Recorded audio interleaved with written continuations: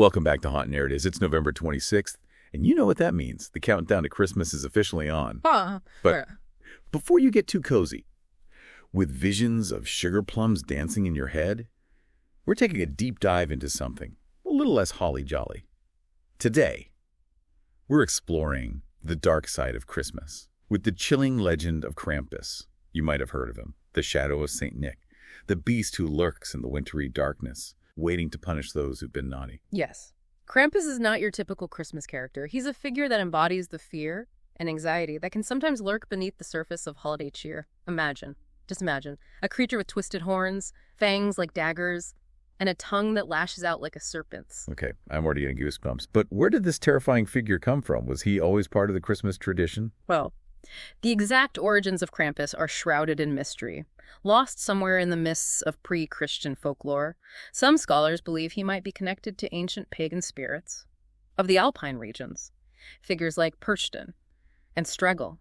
These were often wild, masked figures associated with winter solstice celebrations. They represented the untamed forces of nature, the darkness that reigned before the return of the sun. So these Perchten and Stregel, were they like Krampus, going around punishing people? There are definitely some parallels. They would often roam villages during the darkest nights of winter, sometimes engaging in ritualistic behavior. That was meant to both frighten and purify. Imagine these masked figures, covered in furs and adorned with antlers, their bells clanging in the frosty air. They were a reminder of the power of the wild, and perhaps a warning to stay on the right side of the natural order. That's a chilling image. So, how did this ancient pagan figure become associated with Christmas and St. Nicholas? It seems like a strange pairing, to say the least. It's an intriguing evolution, and it speaks to the way that cultures blend and adapt over time.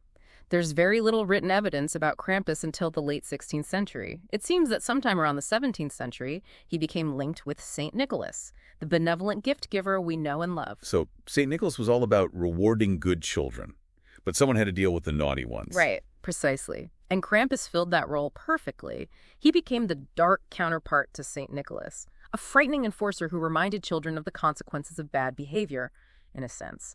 They represented the duality of human nature, the capacity for both good and evil. And what's fascinating to me is that this duality is reflected in Krampus's very appearance. You mentioned the horns and the fangs, but what other terrifying details make this creature so memorable, so utterly nightmare-inducing? He's often depicted as hairy, almost bestial, with hooves like a goat and chains that clank ominously as he moves. Some say the chains symbolize the devil's binding by the church, a reminder of the power of faith to restrain even the darkest forces. He also carries a bundle of birch branches, not for gentle taps on the wrist, but for whipping those who have strayed from the path of good behavior. Okay, you're describing my childhood nightmares right now, but there's one more terrifying detail you mentioned earlier. The sack. What's Krampus doing with that sack? The sack. This is where the legend takes a truly dark turn.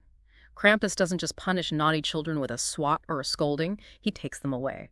Some stories say he drowns them in icy rivers, others that he devours them whole, and still others that he drags them down to the underworld to face an even worse fate. Whoa, talk about a consequence. And this all goes down on Krampusnacht. Yes, December 5th.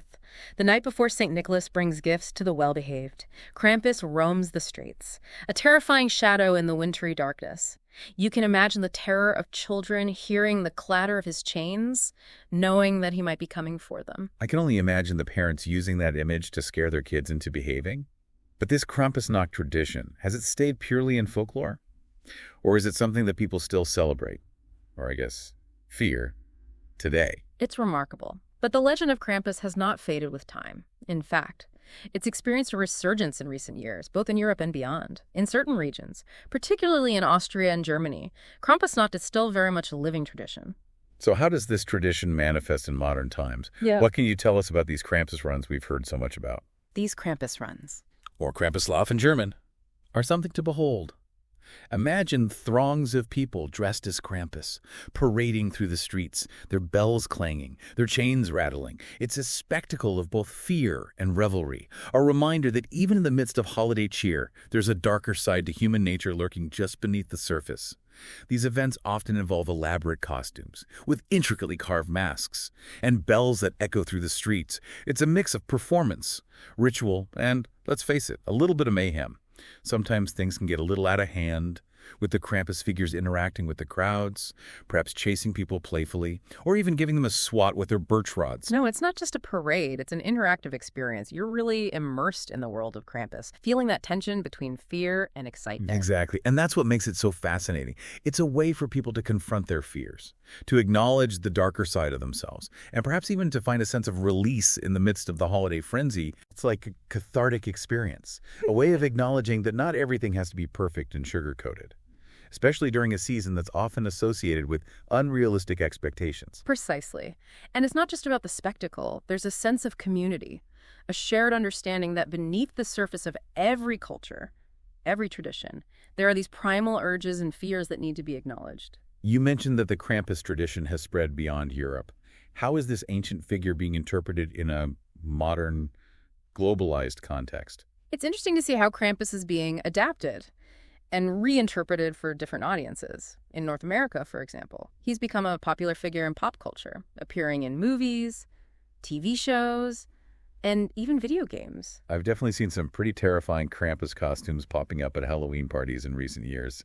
It seems like he's become a symbol of the darker side of holidays in general. That's a great observation.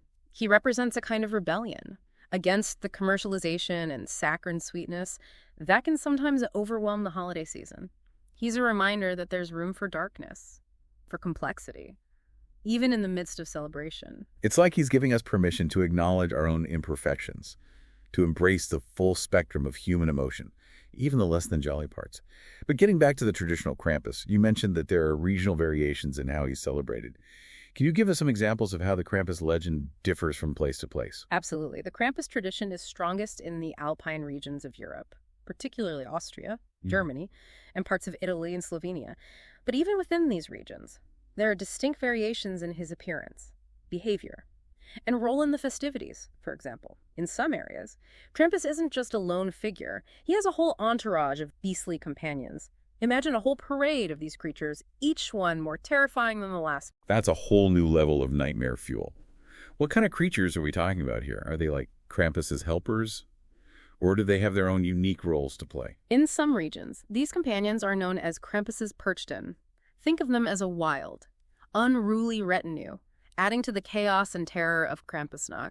They might wear masks that are even more grotesque than Krampus's own, and they often carry props that amplify the sense of menace.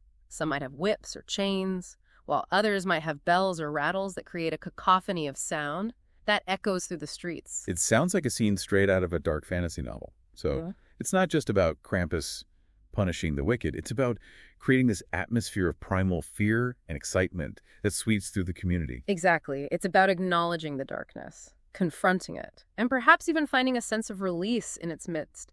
And it's not just about scaring people. In some traditions, the Krampus figures actually interact with the crowds, engaging in a kind of playful torment that might involve chasing people, swatting them with their birch rods, or even dragging them along for a short distance. So, it's a bit like a haunted house experience, but with a deeper cultural significance. I think that's a great way to put it. And just like a haunted house, there's a sense of controlled fear, a way of experiencing the thrill of the unknown without actually being in danger. It's like society giving itself permission to let loose, to indulge in a bit of primal chaos before the solemnity of Christmas sets in. But you mentioned other regional variations. What are some of the more unique ways that Krampus is celebrated? In certain parts of Austria, for example, there is a tradition of families displaying Krampus's golden birch rods throughout the year. It's a reminder that even when the holidays are over, Krampus is always watching. A constant reminder to stay on the nice list.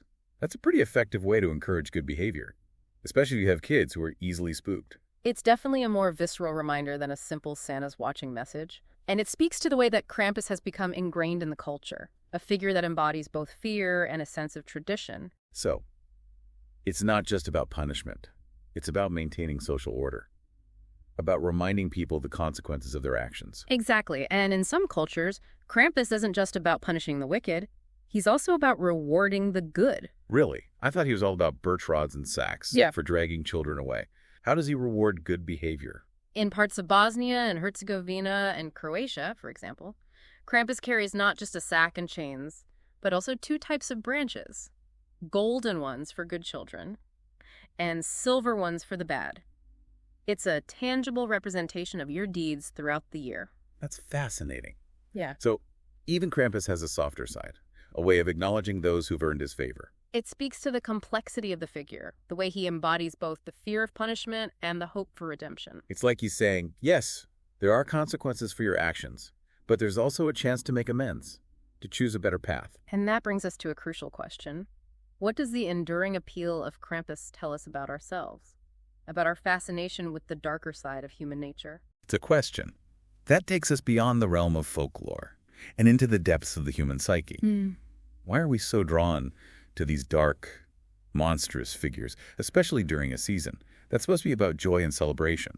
I think it speaks to the fact that we are complex beings, capable of both great kindness and terrible cruelty. We have a shadow side, a part of ourselves that we often try to repress or deny. But figures like Krampus force us to confront those darker impulses, to acknowledge that they are a part of who we are. So, rather than trying to be perfectly jolly all the time, maybe it's healthier to embrace the full spectrum of our emotions, even the ones that make us uncomfortable. Exactly, and perhaps by acknowledging our own capacity for darkness, we can become more compassionate, more understanding of ourselves and others. After all, the shadow is not something to be feared, but something to be integrated. So, yeah. In a sense, Krampus isn't just about punishment, he's about balance. He reminds us that light and darkness, good and evil, are two sides of the same coin. Precisely. And by exploring these darker themes, by confronting our fears and anxieties, we can ultimately gain a deeper understanding of ourselves and the world around us.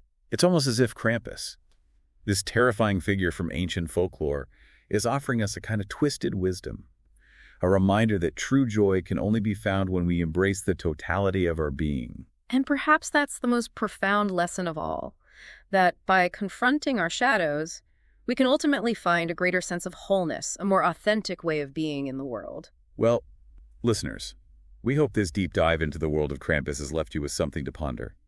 As we head into the holiday season, maybe it's a new appreciation for the complexity of human nature. Or perhaps it's a newfound sense of comfort in knowing that it's okay to embrace our own shadows. And remember, even in the midst of holiday cheer, there's always room for a little bit of darkness. After all, it's in those shadows that we often find the most profound truths. Thank you for joining us for this chilling exploration of the Krampus legend. We hope you found it insightful, and perhaps even a little bit unsettling. If you enjoyed this episode of Haunt Narratives, be sure to like, subscribe, share, and leave us a comment below. We love hearing from you.